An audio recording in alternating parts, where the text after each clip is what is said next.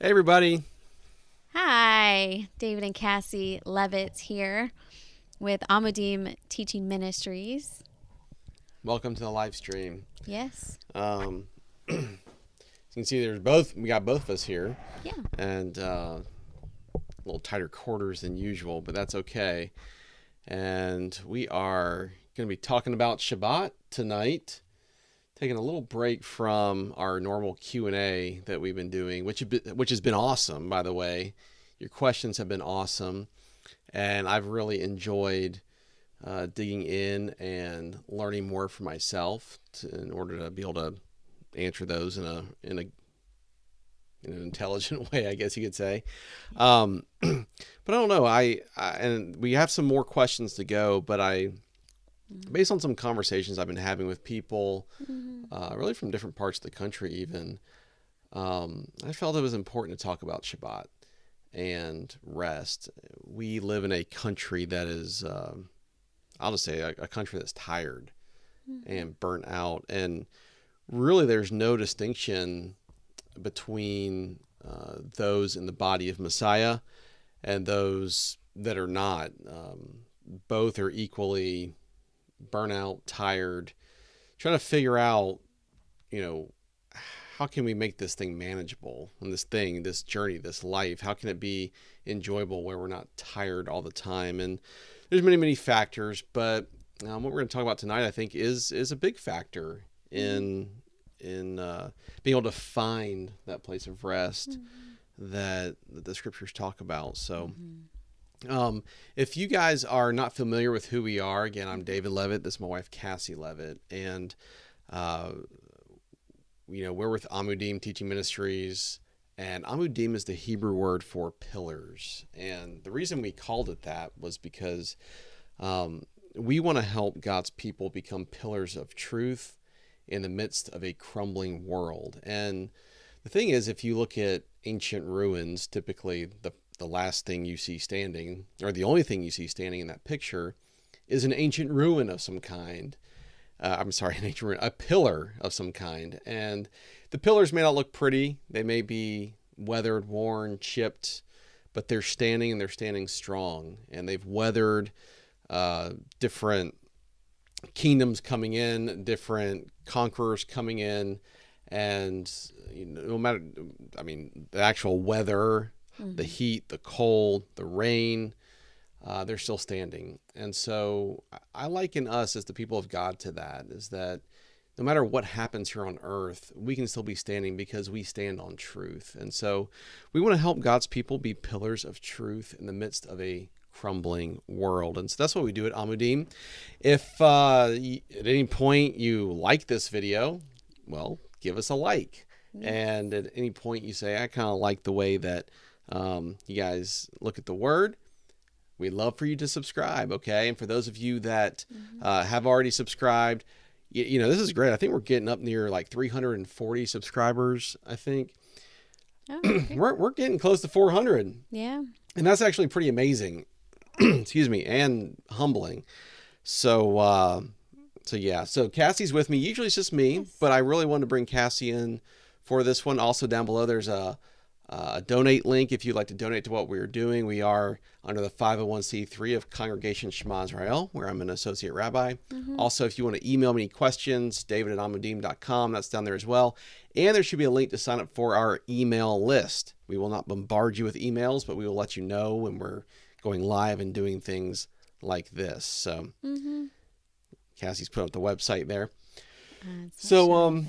Hey y'all, let's see. Yeah, Let's do so some we shout have- outs before we get going. All right. Samuel, Greg, Sam Smith. Hey, Sam. Bridget Bolsick, Hey, Bridget. Nate, See Greg on there, yeah. Nate, hey. Elaine. Hello. and Yeah, we got some Canadian folks. yeah. I was Liv. like Corinne St. John. I think that's Corinne St. John. Oh, great. So I don't know if you Yeah. want me to say your name because you had it abbreviated. So sorry. But anyway, and if that's not your name, then don't worry about it. But that's who I think it is. Anyway, so let's get going because what I want to do, we're gonna go for like an hour. That's what I've been doing. But I do want to leave 15 minutes. Not like I don't want to talk for. I can't do this, and we can't do this in 45 minutes. So we're gonna go for an hour. And then if you guys have any questions, you can ask them through the chat, and we'll try to answer as many as we can the last 15 minutes or so. So we'll go about an hour and 15 minutes tonight is what we'll do. So how about this? I'm going to pray, and then we will get started. Father, thank you for those that are watching. Let's see how many souls we got. We got 16 souls right now watching, and I pray you bless them. I pray that the scriptures that we go through would be a blessing to them, that Cassie and mine's own testimony about Shabbat would be a blessing to them, and that they would just be encouraged and meet them wherever they are at, and teach them by your Spirit what this would mean for them and how you want them to implement it into their lives, because this is not going to be legalism tonight, Father. That's not your heart. Shabbat was made for man, not man for the Shabbat, as Yeshua said, Jesus. So let this be a time of lightness, but also a time of taking this serious and trying to understand what significance this Shabbat, this day that is set aside for rest, is supposed to look like, and what fruit is supposed to come. In Yeshua's name, Jesus, we pray. Amen. Amen. All right. Well, let's get started right in the beginning. Genesis chapter 2. Why don't I do this? I'll try to bring it up here so we can all follow along. And for those of you that are not familiar, I like this program called Bible Hub. I do suggest it. I do recommend it. It's totally free. You have to put up with these little ads that pop up, but really it's just as thorough as any of the major like big paid software stuff that I've come across that costs $700, $1,000. This has worked just fine for me, so I encourage you to check it out sometime. So we're going to go to KJV. King James Version is the basis for our teaching here at Amudim, but we are also not King James onlyers. That's my term. But it is the translation we use to study from. So let's go here. All right. So we've got the 6 days of creation have occurred. Yes. And then we come to the seventh day. So starting in verse 1 of Genesis 2, it says, "Thus the heavens and the earth were finished, and all the host of them." Oh, hold on, let me see if I can zoom that. Oh, yeah, that would be good. There we go. Let me make that a little bigger. I know it's been hard to see. Let me start over. That's not what... Wow, see, look at all these handy tools here. Now it's just... Well, a little secret. We're using a Mac, and he oh my gosh, loves the Mac. But I love the Mac, so can I help you? No, I've been doing this for like the past 3 weeks. Okay, I'm not going to highlight. Right. You guys can read along. Okay. "Thus the heavens and the earth were finished, and all the hosts of them. And on the seventh day, God ended his work which he had made. And he rested on the seventh day from all his work which he had made. And God blessed the seventh day and sanctified it, because that in it he had rested from all his work which God created and made." All right, so there's a couple things in there, Cassie, that I want to talk about. Sure. This is right at the beginning. Now, remember, this is a little tidbit here. Remember that Adam and Eve were made on the sixth day. So what was Adam and Eve's first full day? What was it? It was a what? Shabbat. It was a Shabbat. Isn't that great? That is humans, their first full day was a Shabbat. Yeah. Okay. That's interesting. Here's something else that's interesting. And this is not like super important stuff, but these are things I like to think about. So on day one,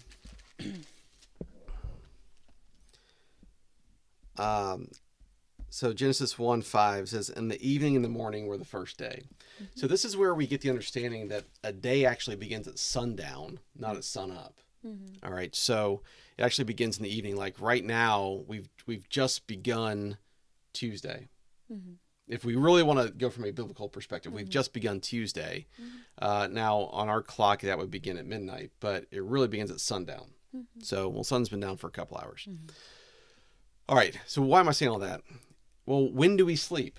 When do we rest? We rest at night. At night. So our days actually begin with a rest. Great. Okay, I'm not saying our days begin with a Shabbat every day. There's a separate day. That's what we're talking about. But even our days begin with a rest.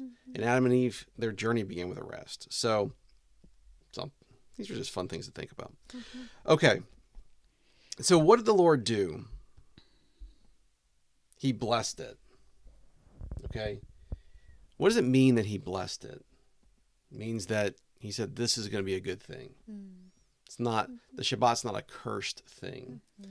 Sometimes I hear people talk about the Shabbat when, especially they only understand from a legalistic standpoint, they think you're trying to bring them under the law by, talking about Shabbat. They almost look at Shabbat as like a cursed thing. And it's not. Shabbat is a blessed thing by God. So something that's blessed is supposed to produce a good fruit. So why would someone think that it's a cursed thing? Why would people think that? Well, I don't want to get off into it too much, but there are certain types of theologians and theologies out there that they're so, especially like Reformed theology, they so are trying to help people not go under the law, which I respect, not going under the law in a legalistic way, that they've made the law just basically have no effect. They're like, it doesn't even matter anymore.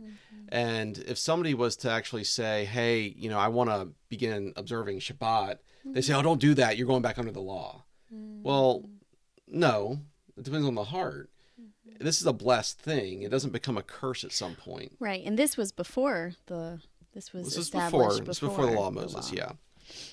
So, and we'll see that on into the future, if I can get there, that Shabbat's not something that goes away with this age. It continues on into eternity. So it's blessed. So it's a good thing. Shabbat, we could also call it the Sabbath. Same thing. Okay, it's just terminology. Is a good thing. And it was the seventh day. Now, again, we're not here. I'm not here tonight to try to convince you that you need to take your Shabbat on Saturday. That's not what this is about. The seventh day, which is Saturday, would be the correct day, but if I wanted to put you in the law, then I would start saying you must do it on Saturday. I don't have the conviction that I need to convince people to switch their Sundays to Saturdays. Right. I think as a Jew or as somebody, especially in Israel, I think it's important that it's on Saturday, but because that's their culture. Yeah, for Gentile nations, and that was the law given to them. But for Gentile nations and cultures, no, I'm not big on that. But anyway, I'm getting off track. Then he sanctified it. So he said it's going to be a good thing. And he said, and I'm also going to set it apart. It won't be like the other 6 days. It'll be a different type of day. All right. It says, because in it he had rested from all his work, which God created and made. So the main thing is that's going to be different is that on the Shabbat, you're not going to be doing what you would usually be doing for those other 6 days. It's got to look different. Your activity is going to look different. Okay, so that's just right up front. This is right up front in the creation record. Is there anything you want to say about that? Yeah, the activity, more the work and the things that are laborsome. When you have children, of course, you can't take a Shabbat from your children and serving them and taking care of them, or your animals if you have cattle and farms. Can't throw them in the backyard? Nope.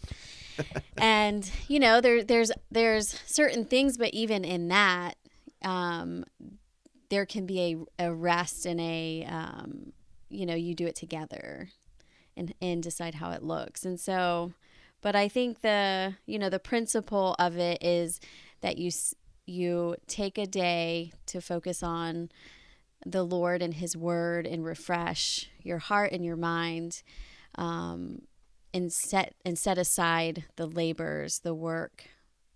So. Yeah. And the thing is, there may be things that you have to do, but the main thing is you're not supposed to do your ordinary work, the thing that you do for a living, for income, things like that. You would take a rest from that. So Exodus 20, we're going to the 10 Commandments here. Oh yeah, let me get on the screen. See, I like reading from my Bible. It's where my notes are. Then I get on the screen, and it's just not the same. But I know I want you guys to follow along here too. Yep. So, that didn't work out well. You can unzoom it. Oh, there you go at the top. Let's go to Exodus 20. Maybe we can make that bigger. And let's go down to verse 5. No, not verse 5. Verse 8. Try to make it a little bigger. Okay. Remember the Sabbath day to keep it holy. 6 days shall you labor and do all your work. That is the work you do for income. That's the work you do for sustaining life. That's why it even says, don't go pick up sticks. Like, that was firewood. That's something that you would do in those 6 days. You would need that firewood, throughout. So don't even do that. It says, but the seventh day is the Sabbath of the Lord your God. In it you shall not do any work, nor you, nor your son, nor your daughter, your manservant, nor your maidservant. That's pretty. So this is even for the servants. It's not like, hey, I get to rest, but you don't. It's for people, all people. Well, how about this? How about your cattle? Your ox isn't plowing that day. All right. Nor the stranger that is within your gates. For in 6 days the Lord made the heaven and the earth, the sea, and all that is in them, and rested the seventh day. Wherefore the Lord blessed the Sabbath day and hallowed it. So right here, one of the 10 commandments is based on this creation record. It goes right back there, and it's giving us a little bit more detail about what this entails. All right. Now, you got to remember something about the 10 commandments. This was given to Israel, and really the law of Moses was given to Israel to set them apart as a nation. In it, there was many moral things, but some of those moral things, like you shall not murder, that was already a known thing in the earth at the time. So these were things that were going to separate them. And keeping this separate day, as far as I understand, was not really part of anybody's culture at that time. So that was really going to be something that would separate them. So this is another part where we're talking about the Sabbath. Let's go to now Exodus 31. We're just kind of covering some ground here in what the scriptures say about it. I really like Exodus 31. Let's go to verse 12. Okay. And the Lord spake unto Moses, saying, Speak thou also unto the children of Israel, saying, Verily my Sabbaths you shall keep, for it is a sign between me and you throughout your generations, that you may know that I am the Lord that does sanctify you. So again, this was going to be something that God's people would do that was a sign. It would be a sign to the whole earth that God's people get to rest one day. Isn't that amazing? One day of the week. Yeah. And I also think this is very significant because you got to remember where they are coming out of. They have just come out of what? Egypt. And what happened in Egypt? They were slaves. They were slaves. And it was called, they were under taskmasters. It was a very heavy, heavy load, a very heavy, heavy burden. They didn't get days off. And so this is wonderful now to have a Lord that says, I'm giving you a whole day where I don't want you to work. I want you to be known as a people that are taken care of by their God. So I just, it's amazing that the Lord would do something like that. And when, we titled this The Heart of Shabbat.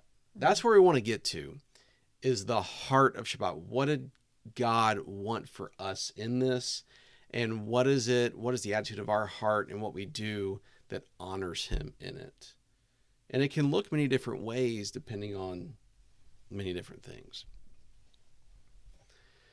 So it is a sign between me and you throughout your generations, that you may know that I am the Lord that does sanctify you.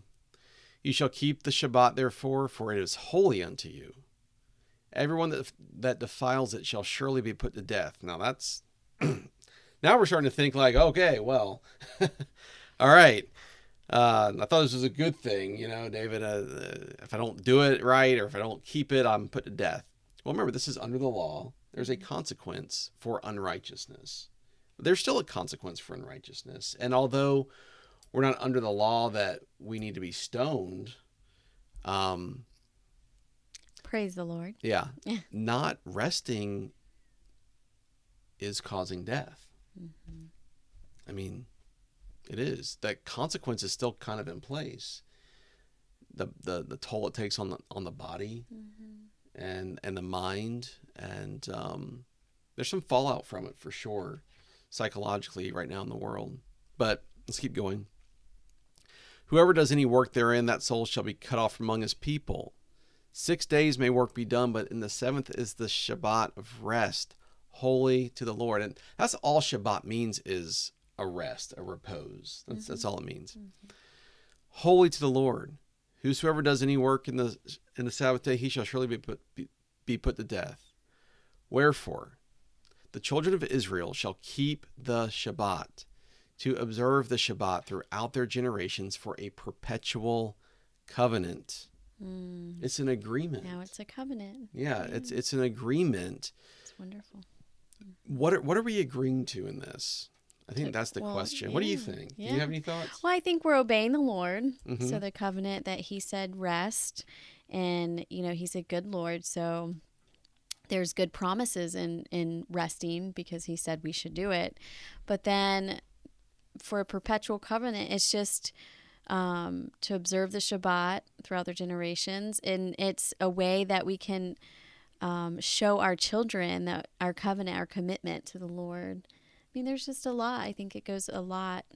What do you think? Yeah, I was pondering this more today, and I didn't do a deep dive into it, but as I was thinking about it, there's conditional covenants and there's unconditional covenants. Mm-hmm. And so, for example, the covenant that God made with Abraham about the seed and the land is unconditional. Mm-hmm. Israel is going to be a nation, even in disobedience. God will never wipe them off the earth, never allow them to be wiped off the earth because of the covenant he made with Abraham. Mm-hmm. The Lord himself passed through those animals that were cut and the blood covenant that was made, and Abraham did not pass through. So really the Lord made a covenant with himself that he would always see to it that Abraham's seed after him and the land was always going to happen. But usually a covenant is a mutual agreement, and if one breaks the covenant, then the other one doesn't have to uphold their side of it. And I think this is one of them, because there's many instances where Israel did not keep the Shabbat, and then there was curses that came, for example. So here there's a covenant, and I think the agreement is this, at least at a general level, is the Lord is saying, if you will not work for one day, and you will give that day to me, to seek me, to know me, to fellowship with me, and not just me, but your family and those others, your brothers and sisters that love me too, and fellowship with them, I will just take care of you that day. If you will trust me to do that, and it will be good for your body, it will be good for your health. Well, read verse 17. Were you going to? Well, I am, but okay. I want to establish this covenant here. Yeah, no, that's good. I don't think verse 17 fully, defines that. So, but those are some thoughts I have. And I think that, again, at Amudim, I just kind of want to open up some things for y'all to think about. The goal is to get you to go further, not for me to do all the work or anybody else to do all the work. Right. The goal is to show you some things on how you could go further. So, get before the Lord on that. If this is something you're really considering, what does this mean? Now, again, this is made with Israel. It's made with God's people. As a Gentile, though, if you're Gentile, you're grafted into the covenants and the promises, okay? And I think there's a blessing for you in this as well. So it is a sign between me and the children of Israel forever. For in 6 days the Lord made the heaven and the earth. On the seventh day he rested and was refreshed. Now, it says the Lord was refreshed. Why does he need refreshing? Something interesting. Well, I looked up that word, refreshed. And it's rooted in the word nephesh, which is the word for soul or life breath. Okay. And in the most literal sense, what happened was he made the heavens and the earth. And on the seventh day, he took a breath. Now, I don't think it was because he was tired, but I liken it to this. Sometimes you get really focused on a project you're doing. And at the end, what do? You step back and you look at it and you're actually able to enjoy it. Mm. And I really think that's what he was doing on Shabbat. He had just made man. He just made Eve. And I think he sat back and he enjoyed what he had just made. That's really great. Even for us, I think that gives a little more direction even on our Shabbat, that it's to be enjoyed, to enjoy what we have, to enjoy the blessings, to enjoy the family, to enjoy all the things you work really, really hard to have, to take that time to enjoy those things as well. And so, yeah, it's not just about taking a nap, although nap's fine on Shabbat. Yeah. Okay, but it's not just about taking a nap, or doing nothing. And, I just want to say for those of you who were watching, a little bit further in our talk, we're going to talk about our personal journey through taking Shabbat. And, we're going to share the ups and downs with it and the personal parts. And so, just hang in there with us. And, I think this is a great foundation. Are we still on? What was that? I don't know. Okay. So, so anyway, I just wanted to encourage you to stay with us.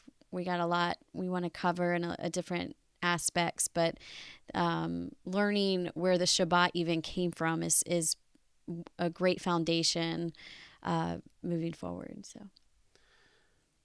All right. Thanks. Yeah. Good. So one last thing I want to draw out on this is that when it says it's a sign between me and the children of Israel forever, Shabbat is one of the things that most identifies a Jewish person, is that they observe Shabbat. Okay. So I don't want to make this about Jewish people necessarily, but we have to understand where it began and where it's going. Okay. So just getting that, covering that ground. Yeah. Okay. Now let's go to Leviticus 23. And a lot of people don't realize this, but Leviticus 23 is, let me get that out there. Leviticus 23 is the chapter where the appointed times are talked about, whether it's Passover, Shavuot, or Yom Kippur. It's God's calendar is Leviticus 23, and the first appointed time that's talked about is actually Shabbat. So there's an appointed time every week, and it's Shabbat. And let me read it here, because again, it's going to explain a little bit more. We every scripture here is defining what it is a little bit more. Do you want me to pull it up? Yeah, sure. Go to Leviticus 23. You gotta go right there. Okay, I was gonna find it before I switched it. So all right, we're good. Where? Leviticus. Here. Yeah. Which chapter? 23.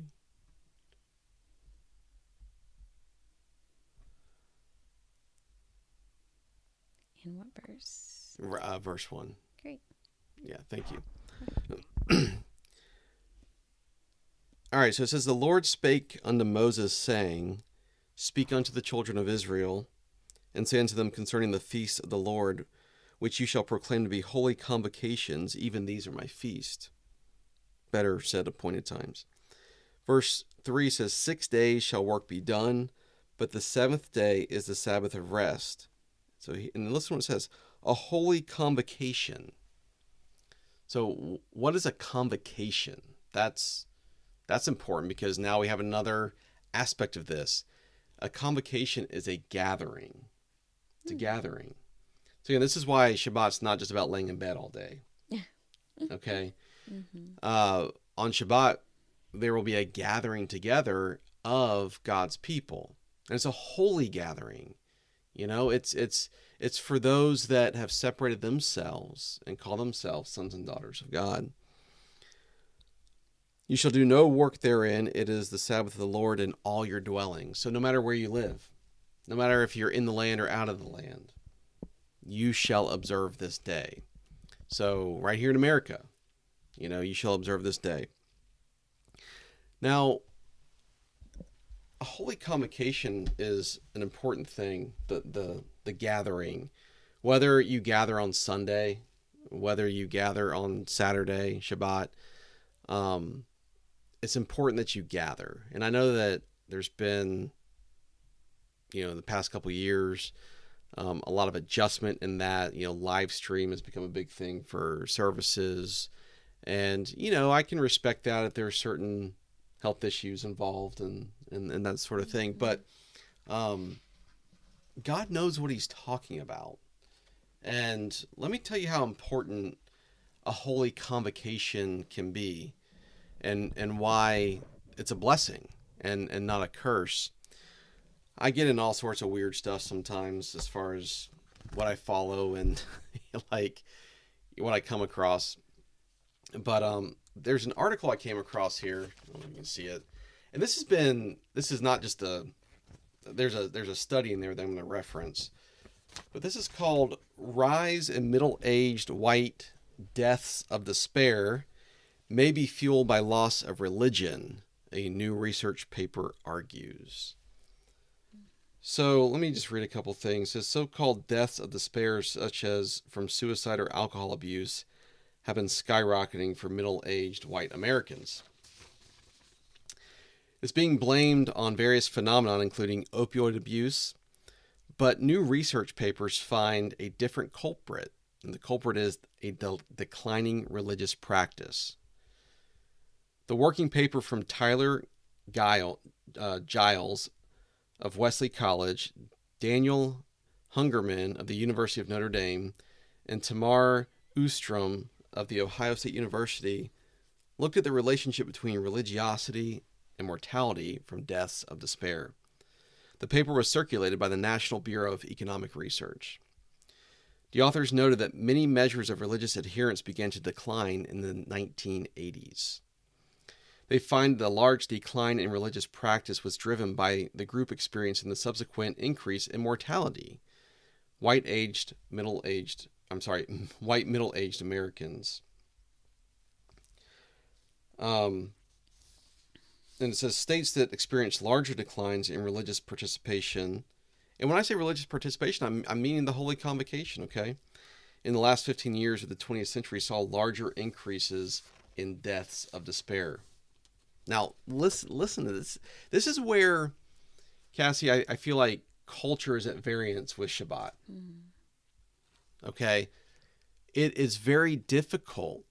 I know that many of you listening are really wanting, like, how do I really get this day of rest? What does that really look like? What does that look like on Sunday or Saturday? How do I do this? It seems like there's so many things that push in and press in, and I have all the best intentions. All of a sudden, my day of rest gets filled up with work and problems and distractions. It's really because our society and our culture is not set up for Shabbat. Mm-hmm. Really, the only place in the world you can go that the culture is geared towards Shabbat is the nation of Israel. Mm-hmm. Okay? Right. And what I mean by that is everything is closed. Everything shuts down. Everybody takes that day. Mm-hmm. Now, there's even contention about that right now, but that's another story. Because here's what happened. It says the researchers looked at the repeal of blue laws in particular. Blue laws limited commerce, typically on Sunday mornings. These laws have been shown to be strongly related to religious practice, creating discrete changes in incentives to attend religious services that are plausibly unrelated to other drivers of religiosity. So, I don't know if you've noticed, but in the past 2-3 decades, a lot more stuff is open on Sundays than it used to be. Mm-hmm. Okay, that's the repealing of blue laws. And when more things are open, more commerce is open. I'm not saying it's an outright sin, but you're more likely to slip and not observe a day of rest because less and less and less people are doing it. They're going to work. And so it begins to talk about how there is a parallel with the repeal of the blue laws, a declining religious attendance, this holy convocation, and then the increase in what's called deaths of despair. Deaths of despair. People are not getting the community that brings life that they find in the holy convocation. And work's tough. We have good weeks at work. We have hard weeks at work. We need a day to go be with people that we love, that can encourage us, support us, and seek God who we know can comfort us, encourage us, hear his word, everything that's involved with that. So, we read something like Leviticus 23, like, yeah, holy convocation. Like, God really knows what he's talking about. This is from the lack of the holy convocation. So I won't bore you anymore with that article, but I find stuff like that very interesting and very eye-opening. So, a holy convocation. Yes. Yeah. That's good. Holy convocation. Yeah. That's good. Wherever you are, in all your dwellings. Yes. So let's talk about us. Yeah. You start. Me start. You said me start. You can tell I have a 4-year-old. Me start. So, on and off over the years, you and I have tried to figure this thing out. Yeah. It's like, because it wasn't really working. We're like, it doesn't feel very restful. And some of that was boundaries we didn't set.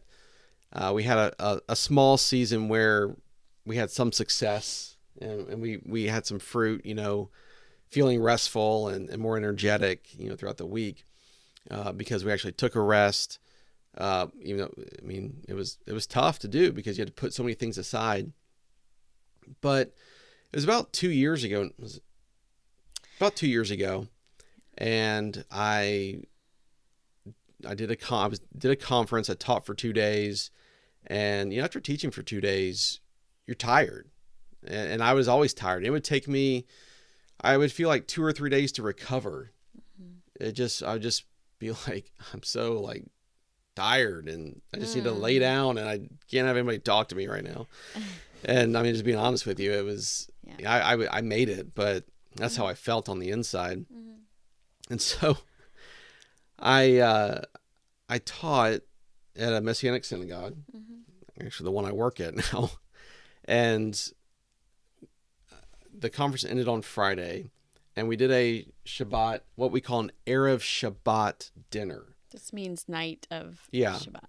So right when the sun goes down. Now, there's nothing in the scriptures about having an Erev Shabbat dinner, okay? But it is one way to sanctify it. It is one way to honor it, which we'll talk about in a minute. And I find it, and we have found Erev Shabbat dinner very valuable and a huge blessing, even though it's a tradition. So not every tradition is bad if done with a right heart. So we're going through, these prayers at this Shabbat dinner, and I'm sitting there, I'm kind of tired. And they come to this prayer, and it says, workday cares and school thoughts are put aside. And I could tangibly feel like stress and tiredness and pressure kind of lift off instantly. It was like I knew I could just rest. It wasn't like I needed a long time to recover. I just needed to come to Shabbat. Yeah.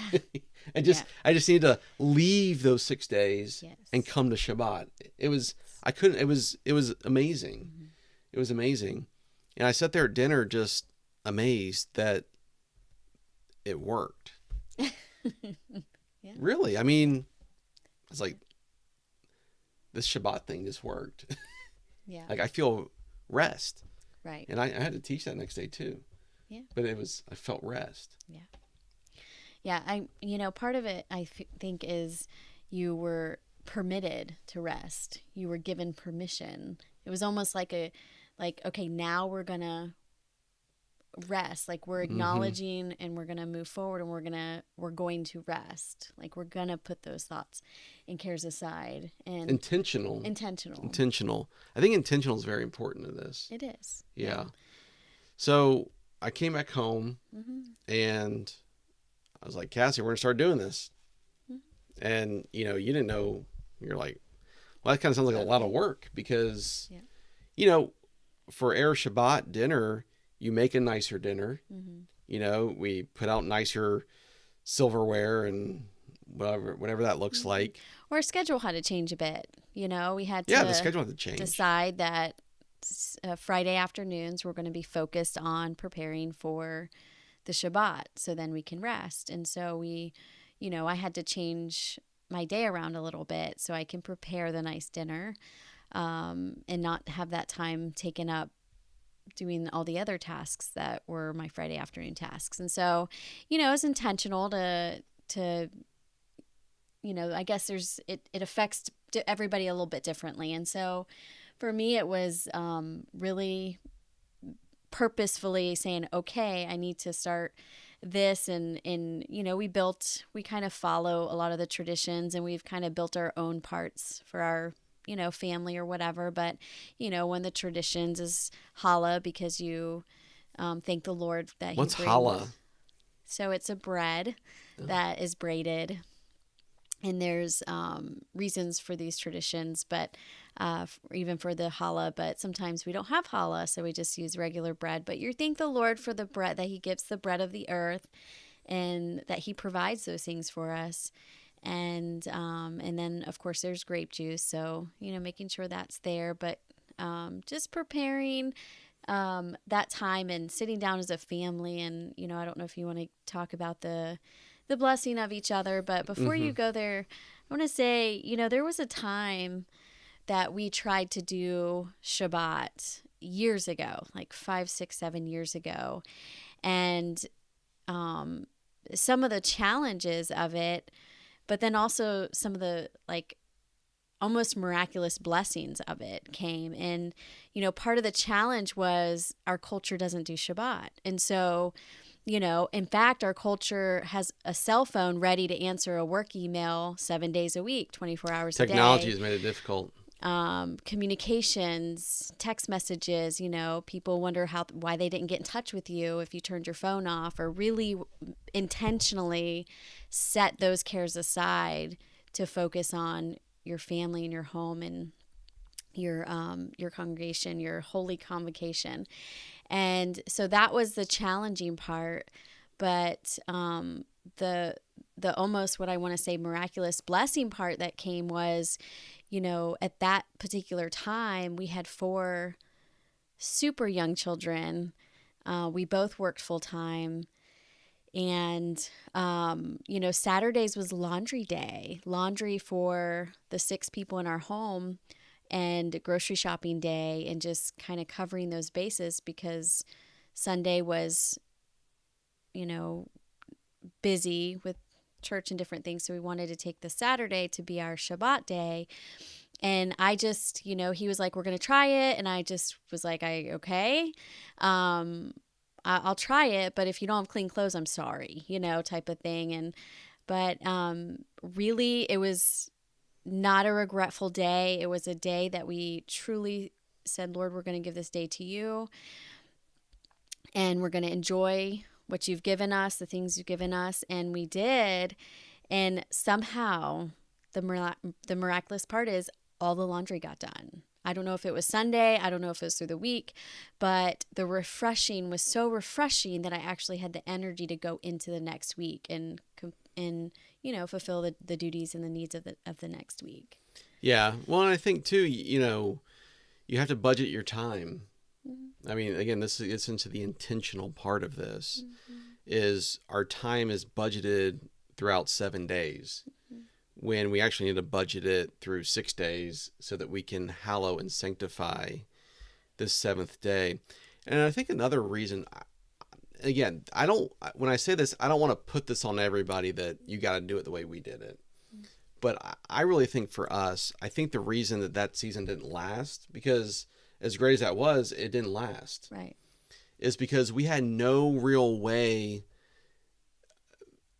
or let's say family tradition that we had that set it apart. Right. I mean, we weren't doing anything that much different except not doing some things. Right. But what else were we doing? So, That's good. Yeah. you know, this is where, like in the Erev Shabbat dinner, you know, and then the Holy Convocation, it sets these things apart as different. And, you know, the things that I have really enjoyed, and let me say this too, like when we started doing this, you got to start prepping for Shabbat Friday at noon. Again, I'm not here to pick your day for you, okay? But, you know, our day, our Shabbat Saturday, well, beginning Friday evening and sundown till sundown Saturday. So you have to be intentional that we're going to start prepping, start slowing down, getting dinner ready, getting things prepared where we don't have to get to them on a Saturday around Friday at noon. And to be honest, we don't always succeed. We usually succeed, but we don't always succeed. And you can tell a huge difference in the weeks that we succeed and don't succeed at that. And it's just, again, having to be so intentional because you got to budget your time there.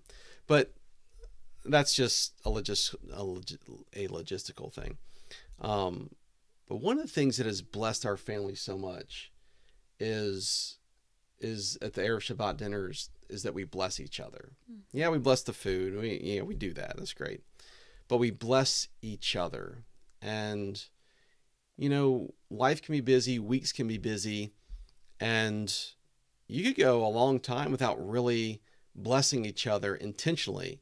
We tell each other that we love each other every day. We tell our kids we love them every day. That's all very good. It's all very necessary, and that's going to bring forth great fruit. But there's certain things in these blessings that I really think have changed our family. Our kids look forward to this. They really do. They look forward to this family time that is set aside. It's where we will talk about scriptures and we practice as a family what it should look like to bless a father, to bless a mother, and to bless children. And, you know, like I said, life gets busy, and I might go a week without telling Cassie how wonderful of a wife she is.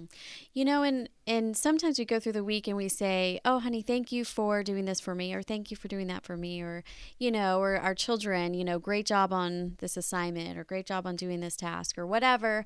But the Friday night is just because of who you are. It's just blessing, not out of an accomplishment, but just a blessing because it's good to bless. And it really also, you know, when we first started doing this, I realized it also helped me, which at this point I can say it's really kind of maintained. And I'll tell you what is, you know, through the week, there also can be lots of just busyness, like on the go, get ready, let's go kids, do this, let's do this, so on and so forth, that sometimes, you know, there's more let's go get ready than the blessings that come. And so it really helped us slow down and acknowledge the gift and blessings that these children are to us, to where I'm thinking about it more often throughout our days. And so my attitude towards them is even more of that they're more of a blessing than the task before us. And so the attitude's different when you see it through that perspective. And not that I ever did, was dissatisfied with our children or disliked them, but our mindsets can just lead us when we have tasks. You get busy. So this is an intentional way of blessing. We don't go any longer than a week without blessing each other. Yeah. I tell Cassie she's a wonderful wife often. Yes. She tells me I'm a great husband often. But if for whatever reason we didn't get to it that week, it ensures that we do, and it's very intentional. It's not in the midst of another thing we're doing. I think it's also important that we do it as a family, that our children see us bless each other. Usually we have our own conversations and different things, but it's important that our children hear us bless each other, hear us bless them, and then they actually turn and they bless us. So it's them practicing. You can think all day long a lot of thoughts in your head, but if it doesn't come out of your mouth, then it's just like a totally different thing when you can actually say blessings over people. So here's kind of what we'll say to each other is, so usually, we'll bless the man of the home, and the way I like them to do that with me is they can either read Psalm 1, Psalm 112, or Psalm 128 over me. And all of them talk about how blessed is the man that fears the Lord. And it just talks about, all of them talk about different things that pertain to a man, what leads to blessing, how blessed the man that fears the Lord is. I've really been liking Psalm 128. That's the one I've been having them read over me. My kids read it over me. Cassie will read it over me. One of the things it says in there is that your wife shall be like a fruitful vine by the side of your house. And we joke, she's in my house, not by the side of the house, but, and our children like olive trees. But then one thing that I really love in Psalm 128 is that the man that walks in the ways of the Lord shall be blessed, and he shall see his children's children. I want that kind of stuff spoken over me. Okay. Over Cassie, we will do like select things. It could be whatever she wants, and she was saying the other day, she might want something else read over her. So we'll see what that comes out to. But, select things from like Proverbs 31. Blessed is a woman that fears the Lord, and, a virtuous woman who can find. Her worth is far above rubies. When we were... Yeah, are you going to say the most important one? Yeah, when we were transitioning up here to New York, we're from the Georgia, South. Yeah, from the South, Florida, Georgia, It actually says in Proverbs 31, and I read it over. I said, she is not afraid of the snow, for her household is clothed with scarlet. It's in and there. She was like, that's not in there. You're making that up. I was like, it's right in the scriptures, honey.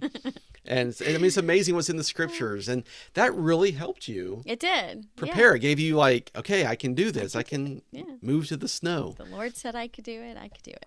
But, our sons will read this sometimes, and the children say it. Her children rise up and call her blessed. And all of us gather around and lay a hand on her and do this. All the kids, me, we do this. And then the part I really like saying, and I think if you're a husband out there, you got to say this to your wife. It says, many daughters have done well, but you excel them all.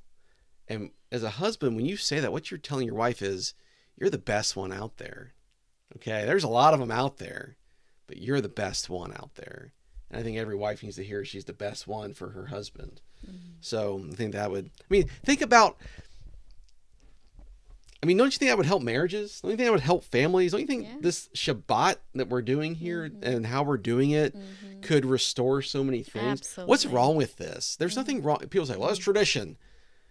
What in the world is wrong with doing that? So, Hold on, let's talk about our kids. With the tradition, real quick, is, it's engaging your heart with it and making it meaningful. And so, sure, you can just do tradition and just follow the rule and do it because you're supposed to. But if you're doing it because it's in your heart to do, that makes all the difference. So, I don't understand another way to do it. I wouldn't just say that. That'd be dishonest. Okay. So then the kids, we gather around them and we say, Lord, make our sons like Ephraim and Manasseh, forgetting the troubles of their past and having a fruitful future. Our sons hear that every week. Yep. Okay. Now, I don't know what that means. It doesn't mean they're going to be perfect. It doesn't mean, I don't know what it means. But I'll tell you what, that is blessing them. And there's an expectation set in their mind. Their future will be fruitful. And they will be able to move through hard things in the past. And Lord, make our daughters like Sarah and Rebecca, like Rachel and like Leah that built the house of Israel. What an important task to be the builder of a home, and to prepare them and to have them embrace those sorts of things. And so we lay hands on them and do that. And it's very bonding as a family. And it's a very safe time. And this is how you can pass the knowledge of God down in the generations, week after week after week after week. And, you know, I was going to say, if any of y'all are interested, we could probably put together a little kind of Erev Shabbat, you know, deal you could go through of blessings and how you could go through it. It doesn't have to be fancy, and you can be creative. We've changed things up at times. You don't have to, you know, do it a set way. Right. But that may be something you want to do. I don't know. And even in the preparation of the Shabbat, you know, all of our kids participate in different ways. So, you know, Ivan, our 4-year-old, we light candles and he gets to blow out the match. And then he gets, at the end of the evening, he gets to blow out the candles. And, you know, they pass out the little prayers that each of them get to say. They get to pick which, you know, different prayers that they want to say. And, or even just pray. And, you know, we set the table nice. We use, you know, you just do it however you want, but this is just kind of how we do it. And the girls teenage girls will help us prepare the dinner. And so there's just parts where they're kind of engaging and experiencing it and making it their own, and participating. And so it's important. And let me say, if you're single and you're like, well, I don't have a family to do this with, find some friends. Yeah, have to people do this over. with. We used to love. I mean, it's just in a season we're not, but we still like. This is wonderful to do with other brothers and sisters in the Lord. Yes. You do it Friday, do it Saturday. I mean, like, but for us, this is the way that we begin the Shabbat. It's how we can set it apart, different, and prepare to go into even the next day when we, when we go to the Holy Convocation. Yeah. And, you know, many people work from home these days. And, you know, we do school at home and we work from home. Well, I work from home. He, sometimes he's back and forth. I'm all over the place. But many people work from home these days. And so it really is a time of saying, okay, I'm distinguishing for the next 24 hours, I'm not working. And, you know, I know that there's things that come up and it's not, you know, it's okay. There's mercy in all of that. But the point is, you're blessed when you can have a Shabbat and be refreshed. And so, you know, that's our commitment or at least our intentions to. Yeah, it's not about perfection. Then your Shabbat gets ruined when it's about perfection. You know, and then you decide, well, what is the rest? Like there was a season where I was like, I'm not doing dishes. That's work for me. I'm not doing it. And you know, and then there's seasons where it's like, it's okay. I can do dishes. I don't feel like that's, you know, I definitely don't make money doing dishes. So, I can take a break from doing dishes. So it's, you know, there's not like, oh, what's right, what's wrong in this aspect. It's really, you know, ask the Lord and he will direct your steps in that. Yeah, we don't want to fall into like orthodoxy. You know, the Orthodox have like 600 Shabbat rules. I mean, that's really tough. Like Yeshua said this, Jesus said this, the Shabbat was made for man, not man for the Shabbat. Shabbat is here to serve man. Man's not supposed to serve the Shabbat. Now, people might argue with me on that, but you're arguing with Yeshua on that. And the other thing is this, too, and I don't have time to get into it because we're almost at an hour here, and I want to really read this last verse. And you guys can start sending questions, if too. You'd like to. There is one that we cover, but if there's more, it's very, very agreed upon Judaism and even Yeshua that you can always save a life on Shabbat. And now that was, you know, a big argument that he had, not an argument, but there was a debate that the Pharisees had with him because he was healing on Shabbat. And they said, well, you're doing work. He said, is it lawful to save a life or to let somebody die? He was really quoting their halakhic laws that they had come up with, that they had decided, hey, it's always because life is of God. It's always okay to save life. If your donkey is dying of thirst, take him to the water trough on Shabbat. If somebody needs to go, you know, if they're dying, they need medical attention, get the medical attention. Like, If life is involved, always preserve life over observing Shabbat. And so, always know that. Don't get into this legalistic aspect of it. And this is something that we practice.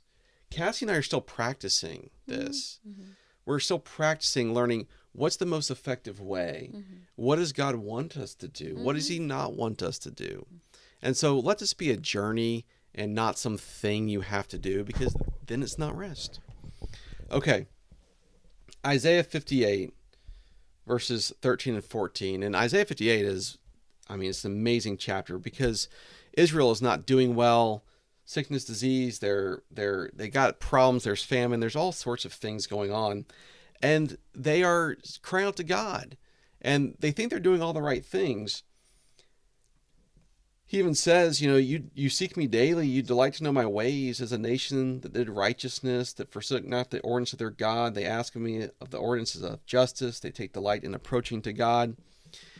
But they were fasting for debate and strife and all these things. So he goes through and he says, quit doing all these things, quit pointing your finger, quit withholding yourself from your own flesh. You can read that for yourself. But the last thing he says is this. What verse are you in? Let's go to 13 and 14. Is that he says, return back to Shabbat.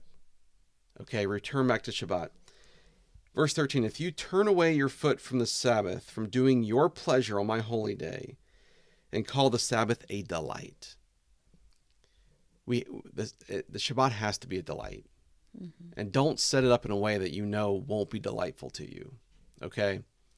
It's got to be a delight. It's got to be something that you are enjoying. The holy of the Lord and honorable. This day is a day of honor for God. It's a day that we can set aside to honor him. Now, I know every morning people say, well, every day is the Shabbat in Jesus. Sort of true.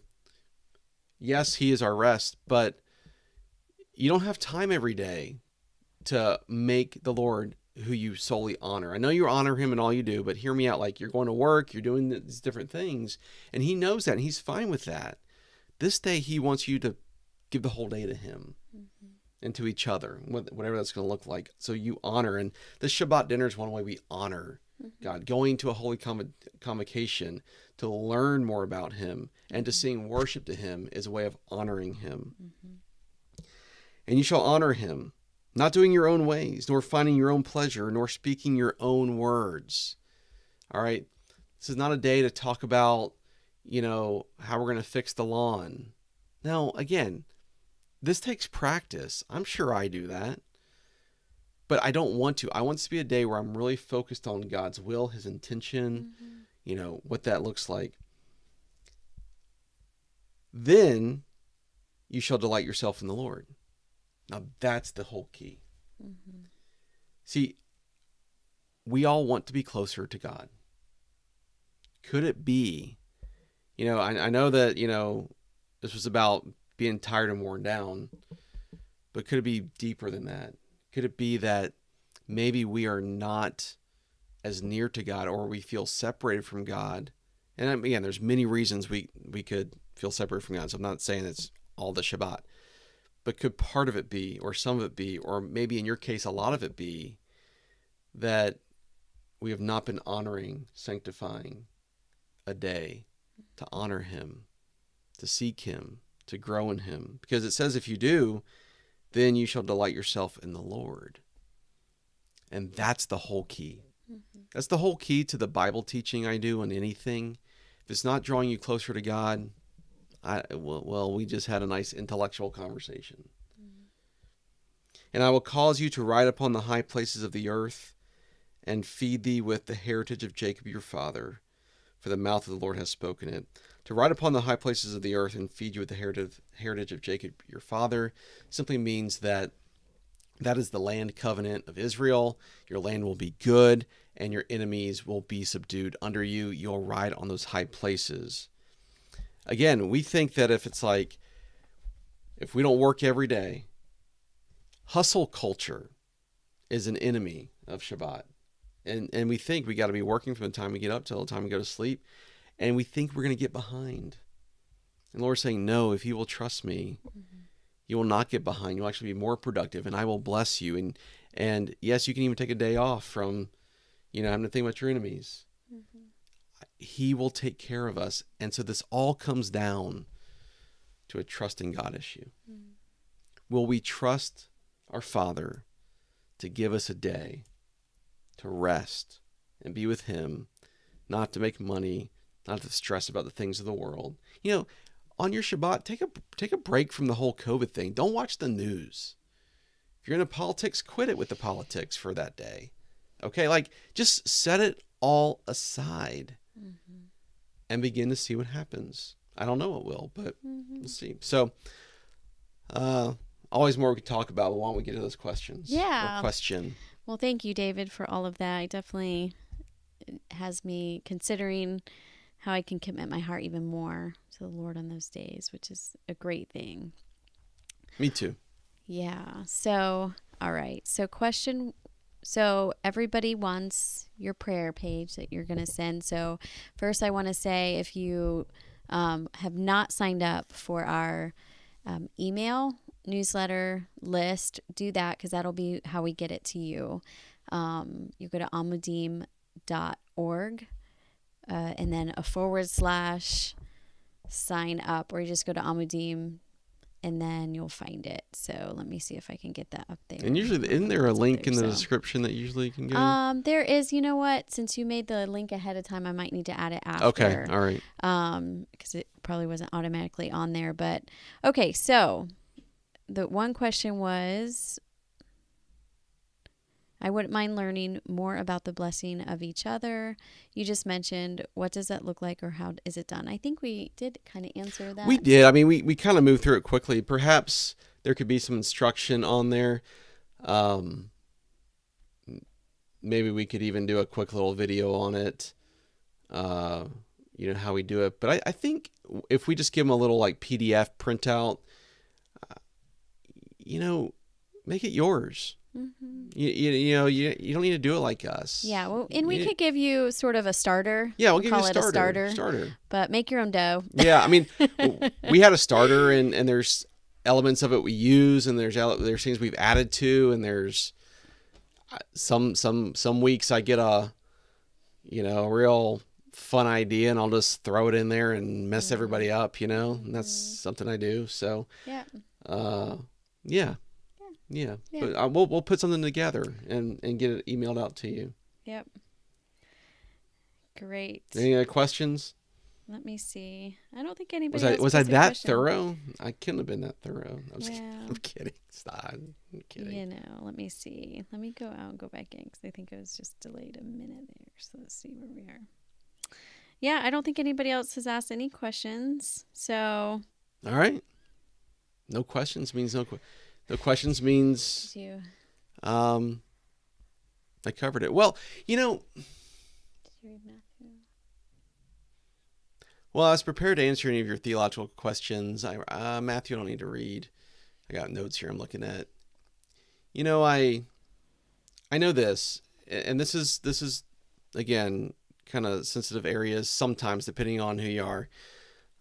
You have scriptures in the New Covenant, like Romans 14. One man esteems one day holy above another man esteems every day alike. Let every man be fully persuaded in his own mind. Galatians 4:10.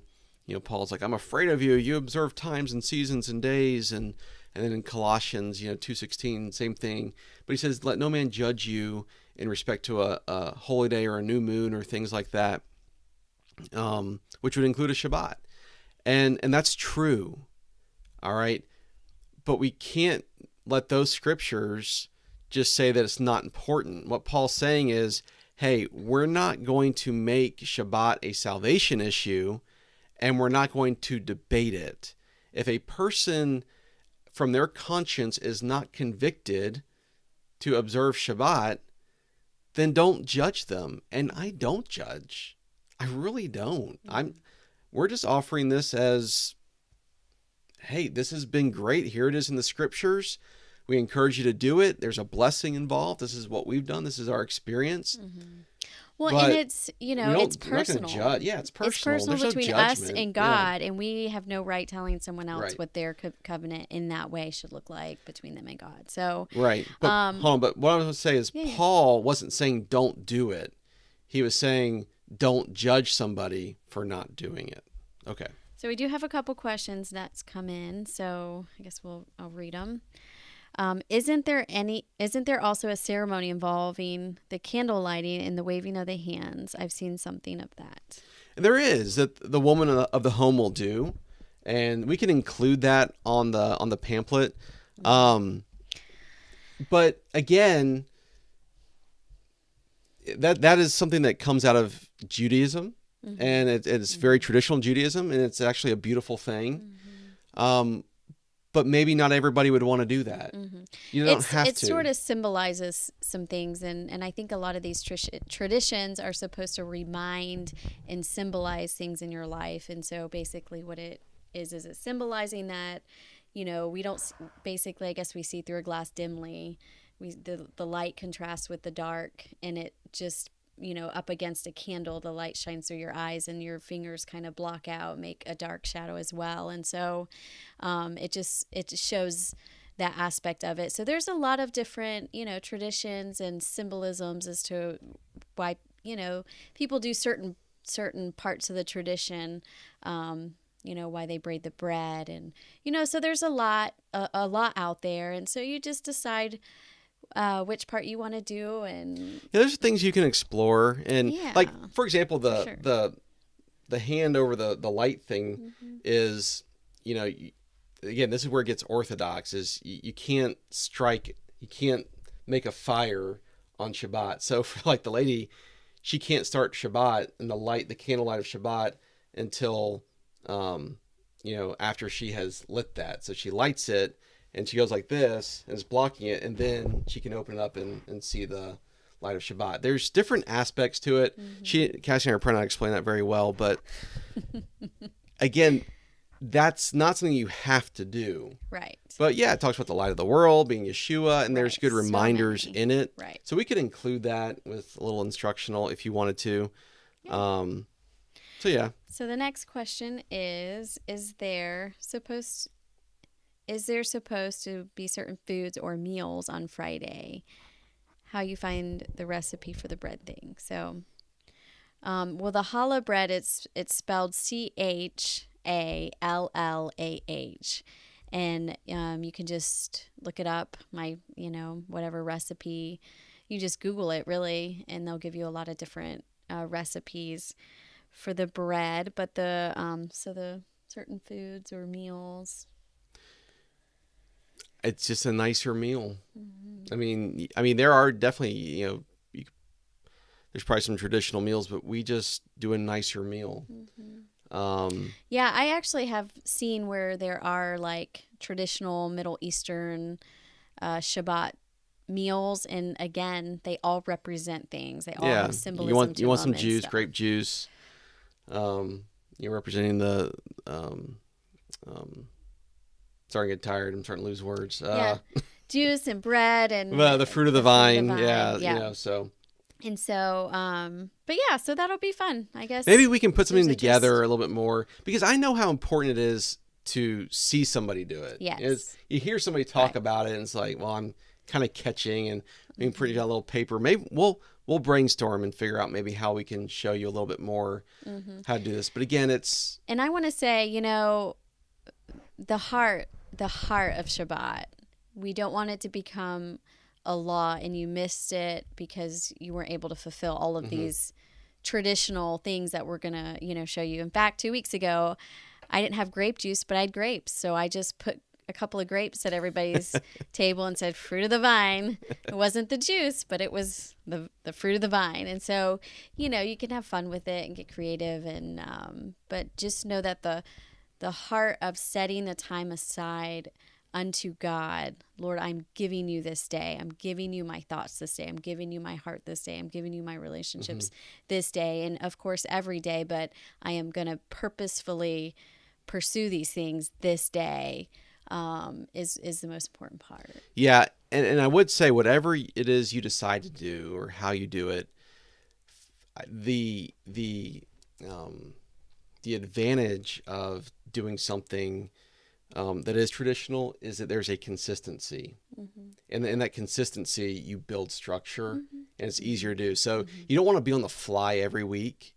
You know, you want because then that's stressful. It's like, well, and we're not doing it right. Well, I'll just give up. And that's good. You just, if you have something pre-written down, you know what you do, you know how to do it, then you can roll right into it. And so that's part of the advantage of having the tradition. Agreed. Yeah. And you know, I'm sort of an on the whim kind of person most days, unless I can like stop life and then plan, and then I can get some planning in. And so, you know, building in those traditions was actually a challenge for me. You know, and for David, because I was like, okay, well, let's just start small with like one part, and then we'll grow and develop and, you know, build into something. And so, you know, David kind of saw the tradition and was like, well, let's do this. And so, but we had to work into it. We had to, you know, week by week, you know, and experiencing it brought more understanding on what we're even doing. And so it, you know, for me, it was a process, a step by step, and it made more sense the more we did it. And then it was like, oh, okay, so yeah, of course we'll do that. Into a flow of it, and then that's nice. And so make good memories. And again, it's not all about the dinner. You know, again, the Holy Convocation is very important. It's all about planning your day, planning that you're going to get up, you're going to go, you're going to fellowship. If you haven't found somewhere to go, you need to find somewhere to go. All those things. So again, I think we've really just, you know, talked about this a lot, but it's the heart of it. It is build up to it, find what works for you and your family. And this is a great time to pass down the knowledge of God to the generations and to bless each other. And you know something? I think we'll find a blessing in that. I think so. And I think we'll find refreshing in that from the cares of this world. Yes. So pray for us. We still are learning ourselves and learning how to do it in a way that's bringing more and more refreshing. Learning how to, the temperance that you need for this, the self-control. So many things want to get in. So many things want to get in. And there's so much temptation, especially with a smartphone and computers. This is not the day for checking emails. It's not the day. It's just not. Do I do it sometimes on that? Yeah, I do. And I've been taking more steps to make sure I'm not. It's just not the day. So anyway, of course, being a Messianic rabbi, pastor type individual, it's your busiest day of the week. I'm working on Shabbat, but that's permissible in Matthew 12. So we take another day. So I do have another day of rest that I take, but that's, you may not need to worry about that. I've probably complicated things. All right, let's pray, and we're going to let you guys go. All 16 souls still with us. We thank you for hanging and being so supportive of us here at Amudim. And it's really good to have you with me, Cassie. Oh, thank tonight. you. Thanks for inviting me. Absolutely. I know some of y'all were really wanting to see her on with me, and I was glad to have her on, and it brings a pretty face on. So, you know. Your face is pretty too. So. It's pretty. Yeah, thank you. Handsome. Yeah. Word. Yeah. I'm a boy. Did I make you blush? No. Okay. I don't feel like I'm blushing. I don't know. It's the lighting. Why don't you pray? Father, thank you for this evening. Thank you for Shabbat. Thank you for your word. Thank you for those that are listening. Father, it may have only been one or two things that we said that really impacted a person. Maybe it was a lot of things. Maybe it was just one or two things. But Father, I pray those one or two things would just really be impactful. You'd really use those one or two things to enlighten them, give them revelation, change the course on some things in their journey, and that they would find you and they would find blessing in that. Father, I pray that they would go and review those scriptures and that you'd reveal new things that I never even got to out of it. And that it would set them on a course of exploring, hey, what is this Shabbat?